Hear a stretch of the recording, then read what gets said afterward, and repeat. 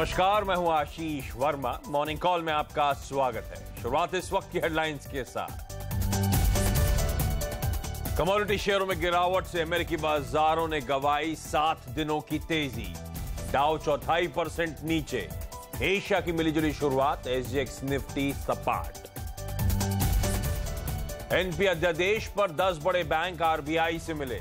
बड़े एनपीए निपटाने के लिए बैंकों ने आरबीआई से प्रोविजनिंग में छूट मांगी। Network exclusive. एमएससीआई इंडेक्स में आज से बड़े बदलाव। इंडियन ऑयल और आरईसी होंगे शामिल, लेकिन डिवीज लैब होगा बाहर। कमजोर ऑपरेटिंग परफॉर्मेंस के चलते मूडीज ने रिलायंस कम्युनिकेशन को किया डाउनग्रेड। कर्ज बढ़ने और कैश फ्लो की कमी से केयर भी चिंतित, लंबी अवधि की रेटिंग घटाई। जीएसटी की मौजूदा दरों से खुश नहीं बंगाल के वित्त मंत्री अमित मित्रा। कहा तय किए गए रेट 1 जुलाई से लागू करना संभव नहीं। To give 100% input tax credit would be rather too much for the government. It may be a huge loss to the government.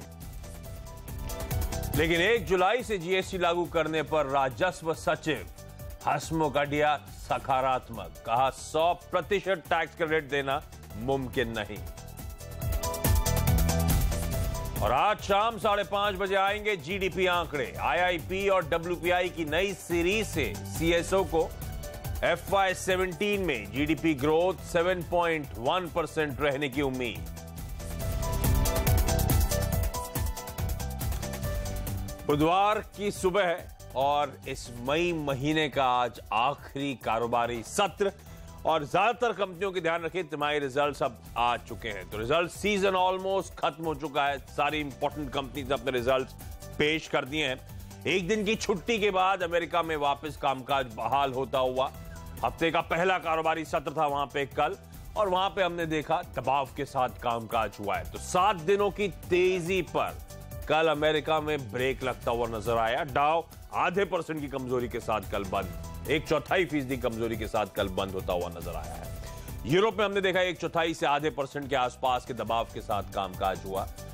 ऐसे में आज किस तरह की स्ट्रैटेजी होगी? सीएनबी आवाज के मार्केट एडिटर अनिल सिंघवी का मानना है कि भारतीय बाजारों में किसी भी कमजोरी, किसी भी गिरावट में खरीदारी करने के मौके होंगे। तो ये अनिल की स्ट्रैटेजी है। डिटेल में चर्चा होगी अनिल से आगे, और साथ साथ बाजार की एक और एक्सपर्ट SimiBhomik.com की सिमी भौमिक से भी करेंगे बातचीत। लेकिन पहले ग्लोबल संकेत इंपॉर्टेंट, और ये जो 7 दिनों की तेजी पर ब्रेक लगा है, कोई दिक्कत की बात तो नहीं? मेरे सहयोगी नीरज वाजपेयी अब जुड़ते हुए। नीरज आए, गुड मॉर्निंग। 7 दिनों की तेजी पर ब्रेक लगना, ये छुट्टी शायद वो मूड को बिगाड़ देती है, ऐसे ही हुआ है क्या? एक्चुअली लॉन्ग वीकेंड था वहाँ पे, छुट्टी थी मेमोरियल डे की वजह से मंडे को, तो बहुत वजह से नहीं था। जो आप गिरावट देख रहे हैं उसकी वजह ये है कि जो ओल्ड इकोनॉमी शेयर्स हैं, खासतौर पे मेटल्स, उसमें थोड़ी सी वीकनेस देखने को मिली है, उसकी वजह से था। लेकिन देखिए आप टेक्नोलॉजी शेयरों में आप देखेंगे तो ज़बरदस्त परफॉर्मेंस वहाँ भी चल रही है। नैस्डैक फिर से हाई की तरफ जा रहा है, अमेजॉन ने बहुत अच्छा परफॉर्म किया है, तो वैसी कोई दिक्कत नहीं है। और जो इकोनॉमी के आंकड़े आ रहे हैं जिसके आधार पर मार्केट चल रहा है वो बहुत अच्छे हैं। वहाँ पर जो न्यू होम सेल्स के नंबर हैं वो 5.8% प्राइस हाइक वहाँ देखने को मिली है। एक बड़ा आंकड़ा आने वाला है शुक्रवार को जॉब डेटा का, तो उस पर नजर रहेगी। अनुमान है कि 1,85,000 या उससे ऊपर का आना चाहिए, तो वो एक थोड़ा सा है। तो दिक्कत वाली कोई बात नहीं है, बेहतर चल रहा है। और डॉलर जो है कंपैरेटिवली जैसा ट्रम्प चाहते थे कि थोड़ा वीक हो, वैसा हो भी रहा है। और अब 13-14 जून की जो बैठक सबकी नज़र उस पर लगी हुई है। तो ये जो ऊपर नीचे हो रहा है इसको मैं कहूँगा ब्रीदिंग है सिर्फ, इसमें कोई दिक्कत नहीं, कोई सेल ऑफ नहीं, कोई बिकवाली भी नहीं। रादर मैं कहूँगा प्रॉफिट बुकिंग भी नहीं था। 50 पॉइंट का ऊपर नीचे 21,000 के डाउ में चलता है, उससे कोई दिक्कत नहीं है। और जियोपॉलिटिकल टेंशन से भी कोई बुरी खबर नहीं आई। तो नेट में ये कहूँगा कि बढ़िया मार्केट है और भारत के लिए अच्छे संकेत माने जाएंगे। मामूली अटकते हुए आपके पास अमेरिकन मार्केट नजर आए 3 दिन की छुट्टी के बाद। 1/4% डाउ में कमजोरी के साथ कामकाज हुआ, लेकिन यूरोप में 1/4 से 0.5% का दबाव है। और 2 रीजंस हैं। एक तो पॉलिटिकल कंसर्न्स वहां पे थोड़ी सी माउंट होती हुई। इटली में कहा जा रहा है शायद एक स्नैप इलेक्शन हो सकता है, यानी कि जल्द इलेक्शंस किए जा सकते हैं। यूके में थेरेसा मे की जो कंजर्वेटिव पार्टी है, उसके जो पोल्स आ रहे हैं सामने कि वो पार्टी शायद मेजॉरिटी ना जीत पाए, तो ये सब कंसर्न्स है और इसी कंसर्न्स के चलते सोने में खरीदारी होती हुई। खैर, कमोडिटी की बातचीत में आगे करूंगा, लेकिन पहले इक्विटी मार्केट्स पर ही फोकस करेंगे। और आपको याद होगा कल भी एक वाकई अच्छा सेशन था कल के लिए, कामकाज के लिहाज से। कल भी खरीदारी हुई, हालांकि रेंज नैरो थी, लेकिन हरे निशान के साथ कामकाज होता हुआ नजर आया। 20 पॉइंट का उछाल 9624 के लेवल्स पर निफ्टी क्लोज होता हुआ नजर आया। तो कल भी हमने रिकॉर्ड जड़े हैं भारतीय बाजारों में, तो मोमेंटम इंटैक्ट है। कल की अच्छी बात यह थी कि ब्रॉडर मार्केट्स में भी पार्टिसिपेशन, ब्रॉडर मार्केट्स में भी बाइंग लौटती हुई नजर आई। मिड कैप्स में 1% के आसपास का उछाल था, स्मॉल कैप्स भी आधे % के आसपास की मजबूती के साथ कामकाज कर रहे थे, और मार्केट ब्रेथ भी परसों के लिहाज से तो काफी बेहतर देखने को मिली। तो मोमेंटम अच्छा है, अच्छा दिन था कल। फिर से बुल्स के लिहाज से दिन के लो से अच्छी रिकवरी ब्रॉडर मार्केट्स में भी देखने को मिली। एफआईज की तरफ से 217 करोड़ रुपए के आसपास की कल एक बिकवाली का आंकड़ा कैश मार्केट का, वो आपकी स्क्रीन पर। तो आज का सेशन कैसा पैन आउट होगा? सीएनबीसी आवाज के मार्केट एडिटर अनिल सिंह भी मेरे साथ जुड़ते हुए। अनिल जी हाय, गुड मॉर्निंग। कैसा सेशन होगा? मेरी रणनीति क्या होनी चाहिए आज के लिए? ये जो लगातार हम इंचअप कर रहे हैं, कहना चाहिए अच्छे मोमेंटम के साथ बीते हफ्ते खरीदारी कंटिन्यू होती हुई, एक्सपेक्ट करूं ये आज भी ऐसे ही अच्छा सेशन होगा? गुड मॉर्निंग आशीष। बिल्कुल बेहतरीन बाजार ट्रेड करते हुए दिख रहे हैं, क्योंकि बढ़ने की स्पीड भी एकदम परफेक्ट है, ताकि अगर कभी कमजोरी आए तो भी ज्यादा ना आए। और हर निचले स्तर से थोड़ी खरीदारी भी होती हुई दिख रही है, तो वो भी एक अच्छा संकेत है। तो ओवरऑल मोमेंटम ठीक है। 3 दिन हो गए जब हम 9,600 के ऊपर हम क्लोज होते हुए दिख रहे हैं, तो क्लोजिंग लेवल पर बाजार इंपोर्टेंट लेवल्स को होल्ड कर रहे हैं, वो एक अच्छा संकेत है। और बैंक निफ्टी में भी कल फिर से अच्छी मजबूती होती हुई नजर आई है, तो वो भी एक अच्छा संकेत है। तो ओवरऑल बाजार के लिए संकेत काफी बेहतर है, इसमें कोई डाउट नहीं। और मुझे लगता है कि यही मोमेंटम आज भी रहेगा। सीमित दायरे में अब थोड़ा सा रेंज जो है बाजार की वो धीमे धीमे कम होती हुई नजर आएगी। तो बेहतर यही है कि जब भी गिरावट मिले खरीदारी करें। 9,550 ये होना चाहिए आपका अब निफ्टी पर स्टॉप लॉस इंट्राडे ट्रेड्स के लिए। और अगर गैप से खुल जाए 9,650 के आसपास पहले पहुंच जाए, तो फिर आपका स्टॉप लॉस 9,600 के आसपास शिफ्ट कर लेना चाहिए। ऊपरी स्तरों पर 9,650 और 9,700 की रेंज जहां पर बाजार जाने की कोशिश कर सकते हैं। बैंक निफ्टी पर भी 23,100 के आसपास के स्टॉप लॉस के साथ खरीदारी का मौका बन सकता है। और ऊपरी स्तरों पर 23,400, 23,500 के लक्ष्य आप बैंक निफ्टी में भी देख सकते हैं। तो ओवरऑल पॉजिटिव रुझान के साथ गिरावट में खरीदारी करने की राय। ओके, तो मूड इंटैक्ट है, खरीदारी करने के मौके ढूंढने चाहिए। किसी भी कमजोरी, किसी भी कंसोलिडेशन में भारतीय बाजारों में एंट्री करनी चाहिए। इंपॉर्टेंट रेंज जो पिछले 3 दिनों से हम होल्ड कर रहे हैं, 9,600 के ऊपर कामकाज कर रहे हैं, वो पहला पॉजिटिव सिग्नल है। अनिल कह रहे हैं रेंज अब दायरा जो है बाजार का परसों के मुकाबले आपने देखा होगा कल छोटा हुआ था, और ये रेंज नैरो होती हुई आपको शायद नजर आए। 9,550 का स्टॉप, 9650 और इवेंचुअली 9700 तक के लेवल्स आपको आपकी स्क्रीन पे जल्द नजर आएंगे। बाजार पे एक और एक्सपर्ट simibhomik.com की सिमी भौमिक अब मेरे साथ जुड़ती हुई। सिमी हाय, गुड मॉर्निंग। आपकी रीडिंग क्या कहती है मैम चार्ट्स की? क्या स्ट्रैटेजी हो आज? मैं भी निफ्टी खरीद डालूं?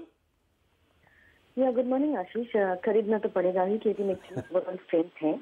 और अभी निफ्टी का जो सपोर्ट है आज के दिन के लिए, क्रूशियल सपोर्ट 9600 से 9610 है। तो निफ्टी अगर इस रेंज को होल्ड करता है तो मैं खरीदारी करने का सलाह दे रही हूँ। 9580 के नीचे स्टॉप लगा के खरीदारी करना पड़ेगा। इनिशियल जो टारगेट होगा 9650 से 54 होगा। अगर वो रेंज क्रॉस करके निफ्टी आगे सस्टेन करता है, तो मुझे लगता है कि 9690 से 9700 तक का भी लेवल इंट्राडे में देखने को मिल सकता है। पर बाय ऑन डीप स्ट्रैटेजी रखेंगे। अगर गैप आप ओपनिंग हो गया तो मैं वेट करूंगी और इंट्राडे करेक्शन के लिए इंतजार करूंगी। अच्छा, आपने शुरुआत में कहा खरीदना तो पड़ेगा, यानी कि वो लिक्विडिटी फोर्स कर रही है मुझे इस समय निफ्टी को बाय करने के लिए मैम? जी बिल्कुल, क्योंकि मार्केट में जब भी मैंने देखा है कि करेक्शन हो रहा है, कहीं ना कहीं इंट्राडे सपोर्ट के आसपास से ही वापस बाइंग इमर्ज होते हुए देखने को मिल रहा है। लगातार 3-4 ट्रेडिंग सेशन से ऐसा ही देखा है। एटलीस्ट निफ्टी को तो देखा है कि निचले स्तर से बाइंग अट्रैक्ट करते हुए, इसलिए बाइंग ही करना पड़ेगा। अभी तक कोई भी सेलिंग का सलाह नहीं दिया है, क्योंकि मेजर सपोर्ट कोई भी दिन का एक बार के लिए भी निफ्टी का नहीं टूट रहा है। तो फिर खरीदारी करने के मौके ढूंढें, जैसे कि अब तक सच हुआ है। किसी भी कंसोलिडेशन, किसी भी वीकनेस में बाइंग इनिशिएट करनी चाहिए। सिमी मानती है थोड़ा सा ठंडा पड़े यहां से 9610, 9600 के आसपास अगर आपको निफ्टी मिलता है तो रिस्क रिवॉर्ड ज्यादा फेवरेबल नजर आता है उन लेवल्स के आसपास। एक स्ट्रिक्ट और इमीडिएट 9580 के लेवल्स पे स्टॉप लॉस प्लेस करें। अनिल कह रहे थे 9650 के टारगेट, सिमी भी वही कह रही है, और 9654 तक की बात कर रही है। अनिल ने कहा था कि 9700 तक इवेंचुअली जाता हुआ नजर आएगा। तो दोनों एक्सपर्ट्स पॉजिटिव हैं। दोनों का मानना है किसी भी कमजोरी में खरीदारी करने के ही मौके ढूंढने चाहिए। अच्छा Simi, trading idea stock specific आज के लिए? 2 स्टॉक मेरे रडार में रहेगा। एक तो हाउसिंग डेवलपमेंट HDIL जो है, उसमें मैं खरीदारी करने का सलाह दे रही हूँ। 84 का एक क्रूशियल लेवल है, अगर होल्ड करता है तो लॉन्ग जाइए। 83-80 के नीचे स्टॉप लॉस लगाना पड़ेगा। मेरा इंट्राडे का टारगेट 8770 एंड 8840 है, ये मैंने कैश लेवल दिया है। और मेरा सेकंड स्टॉक होगा IGL, जिसमें मुझे लगता है कि वापस आज भी एक मोमेंटम देखने को मिल सकता है। मेरा इंट्राडे का टारगेट 1079 से 1084 है। इंट्राडे में थोड़ा सा डीप में 1045 के नीचे स्टॉप लॉस लगा के मैं खरीदारी करने का सलाह दे रही हूँ। दोनों में ही बाइंग लॉन्ग पोजीशन ही सजेस्ट कर रही हूँ। तो HDIL और IGL दोनों स्टॉक्स में खरीदारी करने के मौके लेवल्स आपकी स्क्रीन पर आएंगे। लेकिन चलिए बाजार पर कुछ और एक्सपर्ट्स की टॉप रिकमेंडेशंस आपकी स्क्रीन पर आएंगी। rajatbose.com का मानना है कि आज यूनाइटेड स्पिरिट्स पे दाव लगाना चाहिए। रिजल्ट्स आए थे इस कंपनी को, आगे बताऊंगा आपको। स्टॉप लॉस होगा 2059 का और 2155 तक के लेवल्स के लिए आप अप्रोच कर सकते हैं। कल भी ये स्टॉक रिजल्ट से पहले मजबूती दिखा रहा था। इसके अलावा नीरव वखारिया साहब का मानना है कि सेंचुरी टेक्सटाइल्स खरीदना चाहिए। 1043 का स्टॉप, 1085 के लक्ष्य के लिए। और मितेश ठक्कर.com का मानना है कि कैनफिन होम्स में खरीदारी करनी चाहिए। 2800 का लक्ष्य, 2680 का स्टॉप। तो दोनों एक्सपर्ट्स मानते हैं निफ्टी में कमजोरी में बाय साइड की पोजीशन इनिशिएट करें, मौके ढूंढने खरीदने के। और 5 तो स्टॉक स्पेसिफिक आइडियाज आए हैं। HDIL, IGL, United Spirit, Century Textiles और कैनफिन होम। एक्सपर्ट्स मानते हैं तमाम स्टॉक्स में आज बाय साइड की पोजीशन इनिशिएट की जा सकती हैं। वो लेवल्स आपकी स्क्रीन पर नीचे टिकर बैंड पे बाद में आते रहेंगे। लेकिन चलिए आज कौन से टॉप 5 शेयर्स रहेंगे फोकस में न्यूज की वजह से, यानी कि खबरों की वजह से? मेरे सहयोगी हेमंत घई अब मेरे साथ जुड़ते हुए। हेमंत, हाय, गुड मॉर्निंग। गुड मॉर्निंग कौन से स्टॉक्स रडार पर है आज? नजर पर रखिए रिलायंस कम्युनिकेशन को, और पिछले 2 हफ्तों में 20% की बड़ी गिरावट देखिए इसमें हो चुकी है। और अब कल देर शाम देखिए मूडीज ने भी इसकी जो रेटिंग है उसको डाउनग्रेड किया है, और साथ ही कह रहे हैं कि वो और फर्दर डाउनग्रेड्स के लिए वॉच पर रख रहे हैं इस शेयर को। साथ ही केयर ने भी देखिए डिफॉल्ट की रेटिंग दी है। आप सब जानते हैं बैंकों का कर्ज अगर सही समय पर नहीं चुकाया जाए तो रेटिंग एजेंसीज हरकत में आती हैं, और दरअसल देरी हुई है बैंकों के कर्ज को चुकाने में। और आपने देखा था कल CLSA ने 17 रुपए तक के टारगेट से स्टॉक के लिए दिए थे, और इकरा ने भी इसको पहले डाउनग्रेड किया था। तो एक के बाद एक रेटिंग एजेंसीज अब इसको डाउनग्रेड करती हुई। लेकिन आशीष, शायद FNO में आज आप ट्रेड ना ले पाएं क्योंकि ये FNO के बैन में है, तो इंट्राडे पोजीशंस यहाँ पर बन सकती हैं। और कल भी हमने देखा था एक स्मार्ट रिकवरी सेकेंड हाफ में जरूर देखने को मिल रही थी स्टॉक में कुछ खबरों के चलते, लेकिन उसके बाद फिर दिन के निचले स्तर पर जाकर ही समाप्ति हुई। यानी उछाल में लोग निकल रहे हैं इस शेयर से, ये साफ तौर पर समझ में आ रहा है। पेट्रोनेट LNG, गुजरात गैस, इन दोनों कंपनियों ने करार कर लिया है पेट्रोनेट LNG को लाएगा। गुजरात गैस के आउटलेट्स के ऊपर रिटेलिंग होगी। तो ऑटो मोबाइल फ्यूल एक नया आने वाला, ये हम आपको कई दिनों से बता रहे थे CNBC आवाज पर। पेट्रोल डीजल के अलावा अब LNG को भी ऑटोमोबाइल फ्यूल के तौर पर यूज किया जाएगा, तो उसको बेचने के लिए करार हो रहा है। साथ ही एवरेडी और मैक्लॉयड रसल के ऊपर भी नजर रखिए। देखिए दोनों ही कंपनियां एक ही ग्रुप की हैं, और अब पैकेज चाय बेचने के लिए एवरेडी के साथ मैक्लॉयड रसल ने एक जॉइंट वेंचर बनाया है। हालांकि एवरेडी अब तक तो आपको पता था कि बैटरी बनाने का काम, CFL बनाने का काम करती थी, लेकिन साथ में कुछ हिस्सा चाय का पैकेजिंग का भी था, इसकी मार्केटिंग का भी था। तो ये करती हुई एक ग्रुप की कंपनी जॉइंट वेंचर आपस में कर रही है, तो आप समझ सकते हैं। साथ ही HDIL के ऊपर भी नजर रखिए। देखिए ये जो कंपनी है वो प्रमोटर्स को, जो सारंग वाधवन है, उनको 2 बिलियन रुपीस के कन्वर्टेबल वारंट्स जारी कर रही है। कुछ प्रेफरेंशियल शेयर $150 मिलियन के जारी कर रही है, तो ये शेयर हरकत में रहेगा आज के दिन। जिंदल पॉली एक कंपनी है जो दरअसल 2000 करोड़ रुपए का एक एक्विजिशन करना चाहती है यूरोप के मार्केट्स में, और उसके लिए बातचीत उनकी चल रही है। तो खबरों के चलते ये शेयर आशीष आज फोकस में रहने वाले हैं। ओके, तमाम स्टॉक्स, तमाम पॉकेट्स रडार पर रखें, इनमें हरकत देखने को मिलेगी। और काम तो पिछले कुछ दिनों से बाजार के फोकस में है ही। हालांकि जो कुछ अब रेटिंग एजेंसीज बड़ी देर से जागती हैं, अब तक तो रेटिंग काफी ऊपर थी रिलायंस कम्युनिकेशन की, तो जब आमतौर पर रेटिंग एजेंसीज जागती हैं तो स्टॉक कहीं ना कहीं बॉटम बनाने की तैयारी कर रहा होता है। तो अगले कुछ दिनों में हाइंडसाइट पता चलेगा कि एक्चुअली रेटिंग एजेंसीज कितनी जल्दी जागी हैं। लेकिन ये वो स्टॉक्स हैं। आरकॉम के लिए बुरी खबर, क्योंकि मूडीज ने डाउनग्रेड करा है, केयर ने वॉच पे रख दिया है। बाकी तमाम स्टॉक्स जो हेमंत ने हाईलाइट करें पॉजिटिव खबरें। HDIL तो सिमी भौमिक की आज की बाय रिकमेंडेशन भी है। लेकिन इन खबरों वाले स्टॉक्स के अलावा कुछ और स्टॉक्स में जो आपके रडार पर रहने चाहिए। MSCI इंडेक्स में आज से बड़े बदलाव होने वाले हैं, और ये बदलाव क्या है ये आपको बताता हूं। MSCI का जो इंडिया इंडेक्स है उसमें 2 स्टॉक्स अब से जुड़ेंगे आपकी स्क्रीन पर, इंडियन ऑयल और REC। इंडियन ऑयल में $165 मिलियन और आरईसी में 96 मिलियन डॉलर्स के आसपास का इनमें जुड़ने के चलते इनफ्लो शायद देखने को मिले। और दिवीज लैब बाहर होता हुआ नजर आएगा एमएससीआई इंडिया इंडेक्स से। $33 मिलियन के आसपास के आउटफ्लोज वहां पे होने वाले हैं। इसके अलावा एमएससीआई इंडिया इंडेक्स में कुछ और बदलाव हुए। बदलाव यह है कि वेटेजेस किसी के बढ़े, किसी के वेटेजेस कम हुए। जिनके वेटेजेस बढ़े हैं वो आपकी स्क्रीन पर ग्रासिम, भारती एयरटेल और आईसीआईसीआई बैंक। वेटेज बढ़ने के चलते आईसीआईसीआई बैंक में तो $200 मिलियन के इनफ्लोज अतिरिक्त आने हैं। जिनके घटे हैं उसमें जी एंटरटेनमेंट है और उसमें अदानी पोर्ट्स है। $20-25 मिलियन के आसपास के आउटफ्लोज इन दोनों स्टॉक से आज आप होते हुए देखेंगे। ये इंपॉर्टेंट इसीलिए है क्योंकि एमएससीआई इंडिया इंडेक्स में बदलाव है वो 31 मई के ट्रेड की क्लोजिंग से इफेक्टिव है, यानी कि कल से ये बदलाव लागू हो चुके होंगे और आज शाम के दौरान आखिरी सेकंड हाफ में ये एडजस्टमेंट स्टॉक्स में शायद होते हुए नजर आए। तो इसलिए आज से इनफ्लोज आउटफ्लोज देखने को मिले आपको और स्टॉक हरकत में रहने वाले हैं, इसीलिए इंपॉर्टेंट है। लेकिन इनके अलावा आज इवेंट्स कैलेंडर आपकी स्क्रीन पे आना चाहिए। इकोनॉमी के लिहाज से एक इंपॉर्टेंट दिन क्योंकि आज शाम 5:30 बजे जीडीपी के आंकड़े आने वाले हैं। जैसे मैंने हेडलाइन में भी कहा था, एक्सपेक्टेड है 7.1% के आसपास की जीडीपी ग्रोथ आएगी। सीएनबीसी आवाज पे 5:30 बजे एक्सपर्ट्स का एक तगड़ा पैनल होगा इन आंकड़ों को समझाने के लिए और आउटलुक कैसा है उस पर बातचीत करने के लिए। कैस्ट्रॉल इंडिया के नतीजे हैं। मैंने कहा था रिजल्ट सीजन ऑलमोस्ट खत्म हो चुका है। ये इकलौती कंपनी है जो आज अपने तिमाही रिजल्ट घोषित करने वाली है। वेदांता की बोर्ड बैठक है। 350 करोड़ रुपए के एनसीडी इस पर विचार होगा। तो फंड रेजिंग की तैयारी हो रही है इस कंपनी के द्वारा। टीसीएस का जो बायबैक खुला हुआ था 18 मई को, आपको याद होगा शुरू हुआ था, वो आज खत्म होने जा रहा है 31 मई को। 16,000 करोड़ रुपए का बायबैक, 2,850 रुपए प्रति शेयर पे ये बायबैक हो रहा है। स्पेन पहुंच चुके हैं प्रधानमंत्री मोदी। यूरोप से कारोबारी रिश्ते मजबूत करने पर जोर है और वहां से कोई भी अपडेट आएगी तो ऑब्वियस है सीएनबीसी आवाज आपके साथ शेयर करता रहेगा। लेकिन एक इंटरेस्टिंग वॉइस आपको सुनाता हूं। बाजार के लिए अगले 5 साल काफी अच्छे रहने वाले हैं, ये कहना है मोतीलाल ओसवाल के जॉइंट एमडी रामदेव अग्रवाल का। सीएनबीसी आवाज के मार्केट एडिटर अनिल सिंघवी के साथ खास बातचीत में उन्होंने कहा कि अगले 5 साल में बाजार दोगुना हो जाएगा। सुनिए। अब ये समझ के चलें कि भाई अगर 500-700 पॉइंट की निफ्टी पर रिस्क है, हाँ, तो उसके लिए 2-5 हजार पॉइंट की तेजी को क्यों छोड़ा जाए?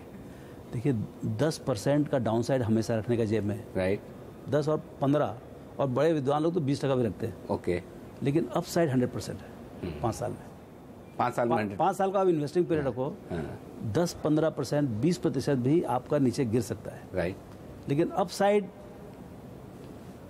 इज 100 और मोर देन 100%।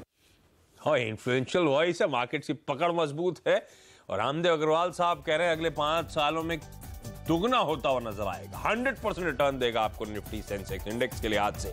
तो समझ लीजिए कई सारे स्टॉक्स अगले 5 सालों में किस हद तक का आउट परफॉर्मेंस दिखा सकते हैं। तो मार्केट में अभी भी पैसा कमाने के बेहतरीन मौके। लेकिन यहाँ पे एक छोटा सा ब्रेक के बाद कमोडिटी और करेंसी मार्केट्स में आज कैसे होगी कमाई, इस पर बातचीत।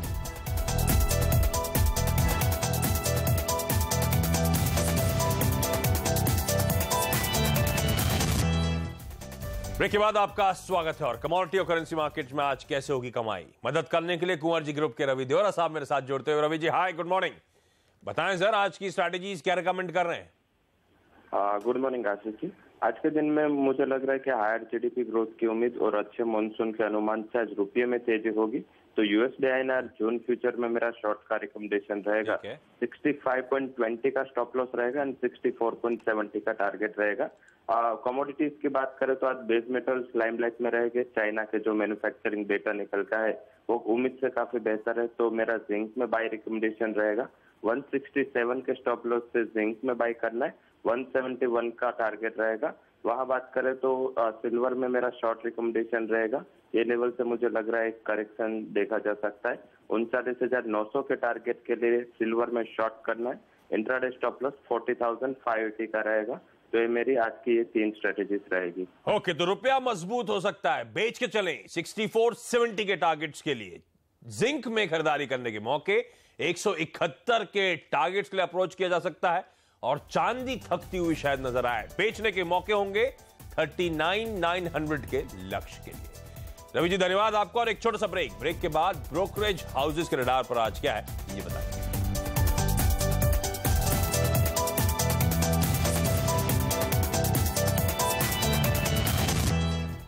ब्रेक के बाद आपका स्वागत है और आज ब्रोकरेज हाउसेस के रडार पर क्या है, नीरज मेरे साथ बने हुए हैं। नीरज बताएं। देखिए, सबसे पहले महिंद्रा एंड महिंद्रा की बात करेंगे और इस पे जो तमाम रिपोर्ट्स हैं, इसमें सीएलएसए की रिपोर्ट्स आई है और वो बहुत अच्छे नतीजे इनको मान रहे हैं। साथ ही उनको मानना है कि रूरल प्ले में ट्रैक्टर बहुत अच्छा परफॉर्म कर रहा है, इसकी वजह से उसको लगता है कि शायद अभी यहाँ ग्रोथ की टारगेट्स अभी और आगे देखने को मिलेंगे। लक्ष्य इन्होंने अपना 1280 बढ़ा के 1550 तक कर दिया है। HSBC का भी मानना है कि महिंद्रा की जो रूरल ग्रोथ है उसका भी फुल फ्लेजेड प्ले बाकी है, तो वहां पे नजर रखनी चाहिए। हिंडाल्को पे सीएलएसए की जो रिपोर्ट है उनका मानना है कि ओवरऑल नतीजे बहुत बढ़िया रहे, इंडियन ऑपरेशन बेहतर कर रहा है। नोवेलिस से भी अच्छे रिपोर्ट्स मिले हैं नतीजों के आधार पे, इसलिए उनको लगता है कि इंडिया प्ले के तौर पे हिंडाल्को भी और ग्रो करेगा। लक्ष्य उन्होंने हालांकि 245 रुपए का यहाँ पे रखा है।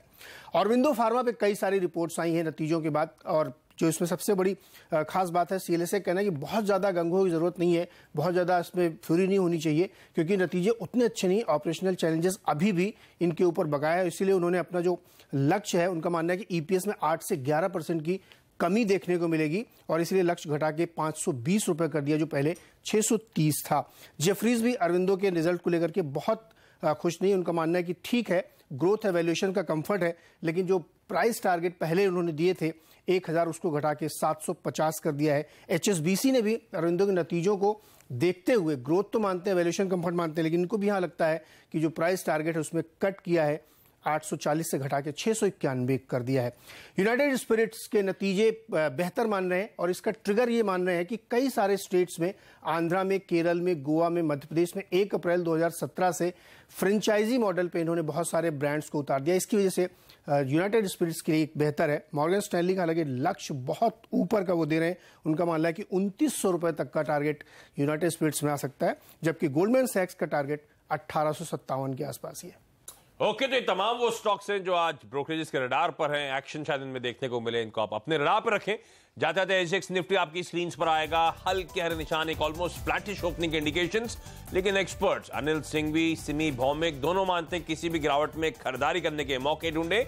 9650 से 9700 तक के लक्ष्य के लिए अप्रोच किया जा सकता है। लेकिन चलिए, मॉर्निंग कॉल में आज के लिए इतना ही, छोटा सा ब्रेक के बाद स्टॉक 2020। नमस्कार।